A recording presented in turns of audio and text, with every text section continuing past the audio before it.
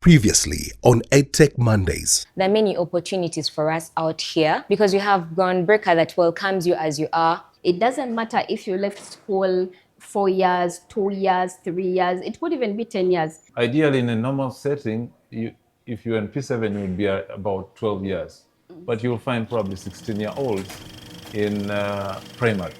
So what do? Do you kick them out? Now, joining me on the panel tonight are Mara Zahra, Implementation and Practitioner Lead for Can't Wait to Learn, a program using game-based learning to reach children in challenging environments. Also, John Mary, Project Director at J-Suite Refugee Service, working to support education and livelihoods for displaced communities, and Dawson Kusasira, Senior Protection Officer with the Office of the Prime Minister, helping shape Uganda's refugee response and inclusion agenda.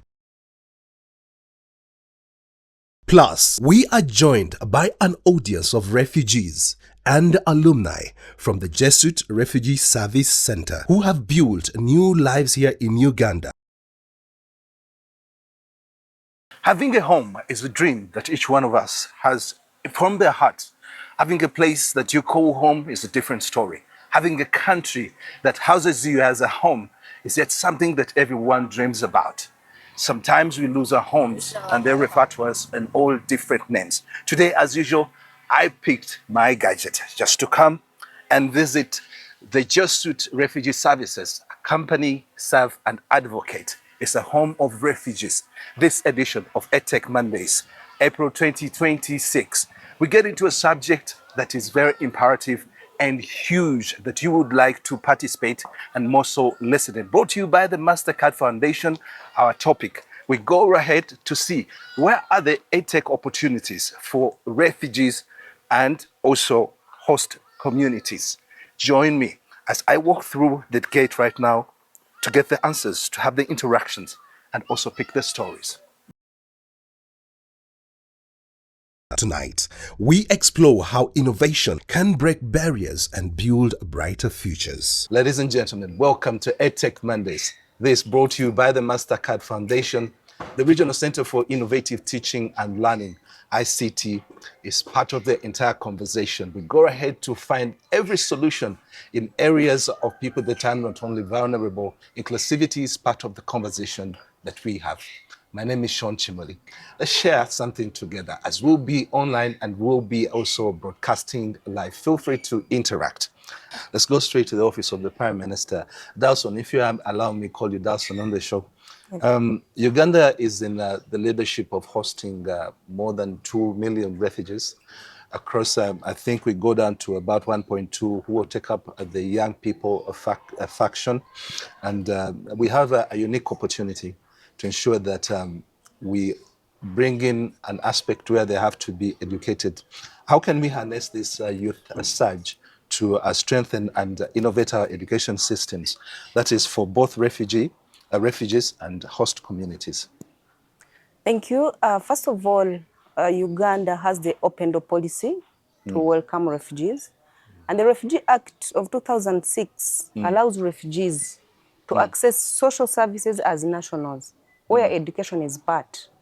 So the refugees in Uganda are part and parcel of the education system in Uganda, and they are meant to benefit from all the services, including education.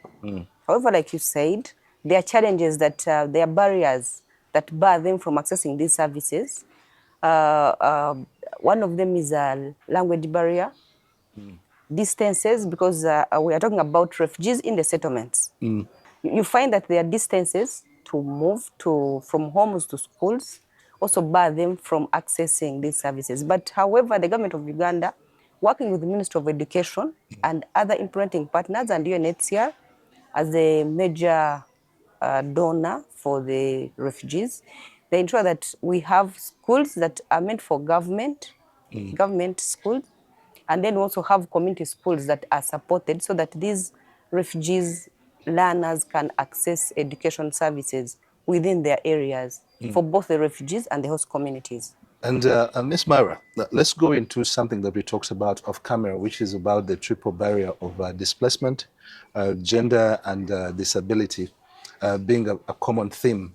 As we walk into the line of your engagement with Can't Wait to Learn, I kindly draw a picture for us what it looks like in practice for learners that you encounter in those three particular areas of mention: displacement, gender, and disability.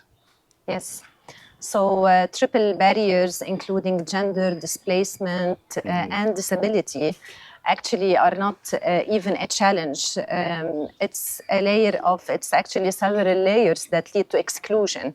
You know, exclusion is cumulative. So when you have these triple barriers, it means the children are at a risk of falling behind or even dropping off more than children who do not have these barriers. So for example, for a girl who's already displaced, who's enrolled in a classroom that is hugely populated, who has household chores that she's in charge of, or someone who is disabled and has the challenge of in the learning environment or in the teaching approach, all of these, they add extra layers that lead to exclusion. That's why, like for us as Can't Wait to Learn, what we look at is at the design phase, making sure that the design of the intervention is inclusive. It takes into account gender and the fact that we're working with displaced children. For example, looking at components like being aligned with the national curriculum in the countries that we are working with, having children to be part of the co-creation process so that we reflect their realities and not only an ideal learning environment. If I may come back to you, Madame Dalston, when we were discussing numbers still earlier on off the camera, we went about understanding that about only 3% of the learners with disabilities in settlements have access to assistive tools. How can we find a solution for this? As government and partners, we need to first of all identify these children living with disabilities. The 3% that we're talking about, are they already identified? You could be aware that in African culture, people shy away from bringing out children that were born or are born with disabilities. Some of them hide them in their communities. They don't want to bring them out. So we identify them, create awareness among the parents and the communities, and then we'll be able to support them. Thank you. Now that we are in your very area, John Mary, is the kind of education you're offering here inclusive? It's our daily experience, I want to say, because kindly draw for us the the different picture. services that we do render. But talking about education, we are doing implementation of language classes. We do adult and adult literacy. We do basic English language, intermediate and advanced on international level. But we are doing also livelihoods here at this campus. We identified that one of beneficiary needed a braille for one of our international course, ecotourism. So because of the programming aspect, it became very easy to enroll, but also be able to provide the gadget. You and did ensure, provide that? Yes, GRS does that. We have other cases, especially when you look at our language classes. The nature of our classes, you provide a desk and people to sit, but this person could not even sit on the desk. So, and you want to support this person, what do? GRS had to ensure that we get a wheelchair with the ramp to be able to support the writing. And that was a gift to ensure that he is able to attain his educational dreams to completion, and is successfully completed. That's very interesting. Mara, as we go to Can't Wait to Learn, while you use the game-based tablets for learning, how does this go across to inclusivity, especially if you look at children or learners with disabilities? So with Can't Wait to Learn, it doesn't necessarily address physical disability, like hearing impairment or visual impairment, given that children interact with the tablets, listen to instructions, look at the games, but there are other components of inclusivity that the game takes into account at the design level and also at the implementation level. So, for example, at the design level, we make sure that children are included in the co-creation process so that the content of the game reflects their realities.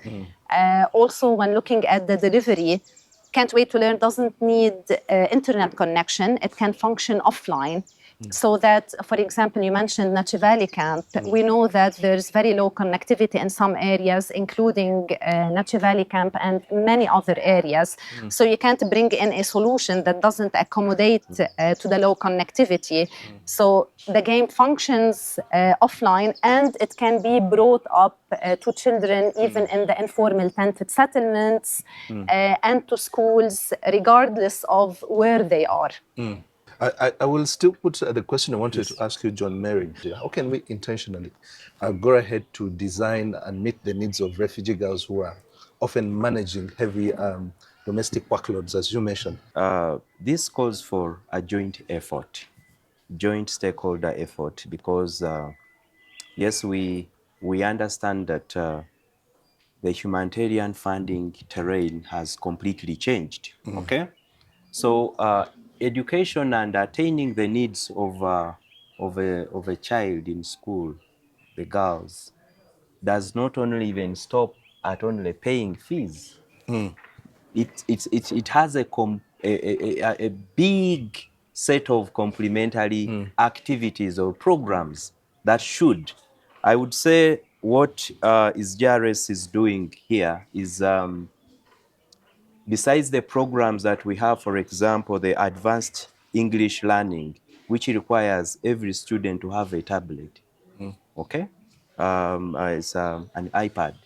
JRS has to provide. And these are more of girls to attain the language. Now, that language is a stepping stone for them to be able to go to the level they want to attain in their life, okay?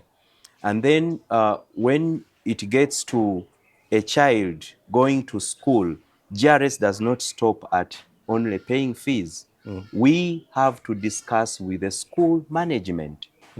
How is this comprehensive education session that are going to be imparted in this child going to be? Because it's a big requirement. One, there is need for mental health accompaniment. You need to have the students and talk to them what they go through on a daily basis, okay? You have to know where they are coming from, and that is the entire family structure. You have to create awareness of how to parent children, okay? Then you have also to look at if it's about economic vulnerability, how do I enable? Because today, if an organization is able to fund, it is not going to be an automatic that it's going to do so for more and more years, okay? You have to ensure that now you are handling this family, you are enabling them through livelihoods to attain a certain skill. And I'm very happy that even those parents are able to do something for themselves, to be able to fend for their families and be able to sustain themselves. It's EdTech Mondays. You're watching NTV. Thanks for being part of the show. This brought to you by the MasterCard Foundation, Center for Innovative Teaching and Learning, ICT. Our focus is about education technology solutions for refugees and host communities. The conversation continues of our social media platforms. Let's hear your views, your opinions, your questions, and submit any of those particular suggestions of how you think we should take as a direction. 2026, we have a determination and dedication to ensure that we don't just talk about inclusion, we build it. I would like to hear that particular vision. When we come back 3 to 5 years from now, I would like to hear that statement of success, of some of the things that you would like to see for EdTech in Uganda's refugee settlements. Yeah, when we reconvene in 5 years to come, I would want to see a fair participation of students, especially girls,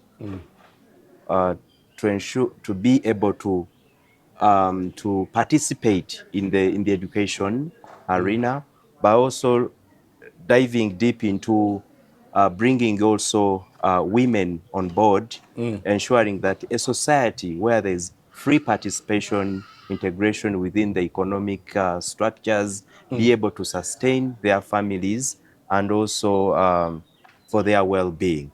Mine is on strengthened partnerships with other partners, private practitioners, so that girls and women access not only education in class or the tool that we are going to talk about or the innovations, but a holistic approach to address the other issues that affect them in accessing their education and supporting their mental health and their well-being where they are.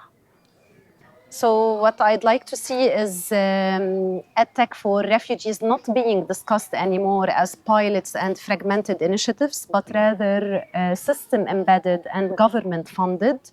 So having the government leading on that, district offices implementing, teachers more confident about using educational technologies in refugee settlements, and both host and refugee communities benefiting from that. So that's when you actually move from innovation to system value and you ensure that the impact is sustainable. At this juncture, let us hear directly from our audience of refugees who are striving to make a new place feel like home, their stories, their challenges, and their hopes for the future. I'm Gracia Iranga, and a Congolese by nationality. I'm very proud to be part of GRS students. Refugees, we have limited access to scholarship unless you go via GRS and other refugee organizations. They say when you see some people see business, I'm very proud that after my senior six, I never regretted, but I got a chance to get an opportunity to come for art and crafts studies here at GRS.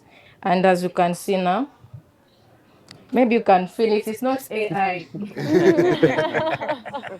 Good one. I'm from South Sudan. My tribe is Zande from Western Equatoria. So I came here 2014. I used to start with some small business I was doing, Ginat Pest. I was moving around house to house. I was tired. So there is a community for South Sudanese in Konje there. I told my friend I was tired to move from house to house. I don't know what to do. So he told me that there is a JRS here. They are doing training for free. So we came. She told me that let me look around at hairdressing. We reach there, we reach in kitchen, we reach in tailorist. I said no, I want what? Hairdressing. So I did my hairdressing. In my life, I put the gown. We celebrate here, which even I didn't dream that I will put the gown. So I thank God for that. And things are here for free. We learn, and I have small salon. And I have 4 kids, 1 girl and 3 boys. My name is Brenda Nachiana, and I come from Uganda. And I did a course for 6 months in culinary school. I'm glad to inform you that these days I'm at least part of the chefs who prepare those very beautiful meals. I was also able to start up a business of my own. And all this is coming from here. I'm from Sudan, and I'm a student here at GRS. I'm studying international English class, and I want to thank GRS a lot for providing us these services. And yeah, we studied English language in accommodation classes and yeah, in good atmospheres. Yeah, and also GRS provide us, as we are international English, provide to us a tablet like this. We study from the tablet, and I thanks for that a lot. Once again, my name is Hawa from Sudan. First thing I want to say, I'm a refugee, just like anyone, any refugees come here, reach in Uganda. I face it very difficult because my English is very weak, really. And when I come here, first thing I face is many problems because I have a very big family. We are 16 in one house. And when I come here, I went to get my refugee ID. I facing many problems. I could not understand the question. I could not know what they want from me. Someone had translate for me what are they, and I complete my document. At that time, I feel very bad. I feel it's that this situation is provoked me too much. At once, it motivated me to learn English here in Kampala. Hello everyone, I am Jamal Musa, I'm from Sudan. If possible, as JRS help refugee here to, for example, to make living like livelihood courses or English or network or all these things. Also, we need like to make counseling course for other people also to know how to live because refugee people and also they suffer from mental issues and in other people have that culture. When you have problem, you cannot speak to anyone. And maybe here they have counseling office, but not everyone can come to enter or to success to the service. I require to make a counseling class for people here to help them also to handle their own problems. And this is all. Thank you. I'm Isaac Gloria with Sami Congolese. I just wanted to say thank you to Jairus because they've been paying my school fees from senior 1 to senior 6. Wow. And I just finished. Okay, I did my UNEB last When year. did you come to Uganda? I came in 2015. How old were you? I was 12. And which school did you go to? Immediately. Yeah. I went to Good Day Nursery and Primary School, but at that time it was Xavier Project that paid my school fees up to P7, and then they had limited funds. And so in my P7 vacation, well, not yeah. Jairus had put a notice on their gate, and so my mom was coming here to ask for medicine because she has diabetes and blood pressure. So Jairus also provides medicine. And so she saw the notice and we applied and I got in and they took me to Zambia, SS. And then in senior 4, they changed me to St. Peter's Secondary. So which level are you at now? I have finished senior 6. And what did you offer and what was your performance? I was doing history, economics, literature, stroke sub math. Did you pass? Yes, I got 15 points. Yes. That's So interesting. I was just thankful, and I realized most of them they have been helped with the livelihood part of JRS. So I figured I should also share my testimony for That is actually good. attaining a high school diploma. So thank you. Thank you, everyone who is watching. I'd like to say thanks to the team behind all the filming and the recording. You do a great job. Well, as finally we had the voice of Madame Mara Zara, allowing you to come through as a guest, we thank you. Thank you as well for coming through, John Mary. And thanks for allowing us to sit in your compound. Speak to the sunshine, please.